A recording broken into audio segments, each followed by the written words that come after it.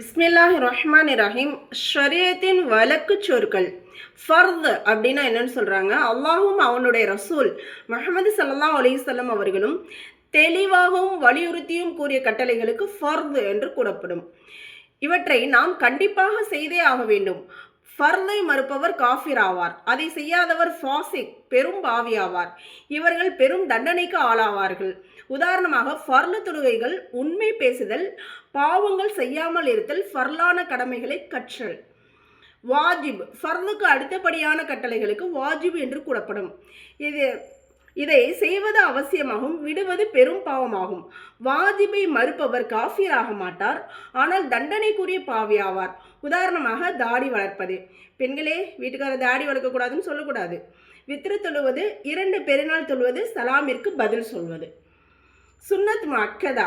நபி ஸல்லல்லாஹு அலைஹி வஸல்லம் அவர்கள் எப்போதும் செய்து வந்த தங்கடம் ஏதுமின்றி ஒருபோதும் விட்டிராத காரியங்களுக்கு சுன்னத் முஅக்கதா என்று சொல்லப்படும்.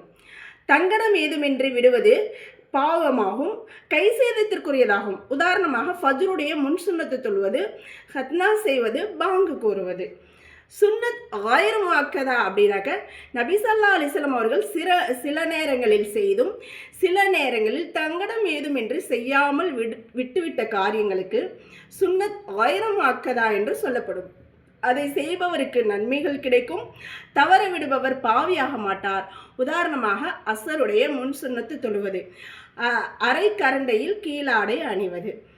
இது ஆண்களுக்கு. இந்த ஆண்கள் கரண்டை காலுக்கு தெரிகிற மாதிரி அணியணும். ஆனால் பெண்கள் அவசியம் கரண்டை காலை மறைக்கும்படி ஆடை அணியணும். தரையில் பாவக்கூடாது. 2 பேருமே தரை பாவம் அணியக்கூடாது. நஃபில் முஸ்தஹப். இதனை செய்வதால் நன்மை உண்டு, செய்யாவிட்டால் குற்றமில்லை. உதாரணமாக இஷ்ராக், லுஹா தொழுகை முதலானவை. ஹராம். அல்லாஹும் அவன் தூதரும் கடுமையாக தடை செய்த பாவச் செயல்களுக்கு ஹராம் என்று கூறப்படும். இவற்றை விடுவது அவசியமாகும். ஹராமை மறுப்பவன் காஃபிராவான், அதை செய்பவன் பெரும் பாவியாவான், மேலும் தண்டனைக்குரியவனாவான். உதாரணமாக பொய் பேசுதல், கோல் சொல்லுதல், திருடுதல், மது அருந்துதல், வட்டி, லஞ்சம் வாங்குதல், சூதாடுதல் ஆகியவை. மக்ரூ தஹ்ரீம் அப்படின்னா என்னன்னா, ஹராமிற்கு அடுத்த நிலையில் உள்ள தீய செயலிற்கு மக்ரூ தஹ்ரீம் என்று கூறப்படும். இதை மறுப்பவர் காஃபிர் ஆக மாட்டார், ஆனால் தண்டனைக்குரிய பாவியாவார். உதாரணமாக கரண்டை காலுக்கு கீழாடை அணிதல், உருவப்படம் உள்ள விரிப்பில் தொழுதல்.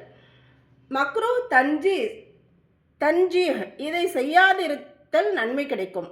இந்த விஷயத்தை செய்யாமல் இருந்தால் நன்மை கிடைக்கும். அப்படி செய்துவிட்டால் குற்றவாளியாக மாட்டார். இதை செய்வது பேணுதலுக்கு மாற்றமானதாகும். உதாரணமாக உளு செய்கையில் உலக பேச்சுக்களை பேசுதல். இதை செய்யாமல் இருந்தால் நன்மை கிடைக்கும் இன்ஷா அல்லாஹ்.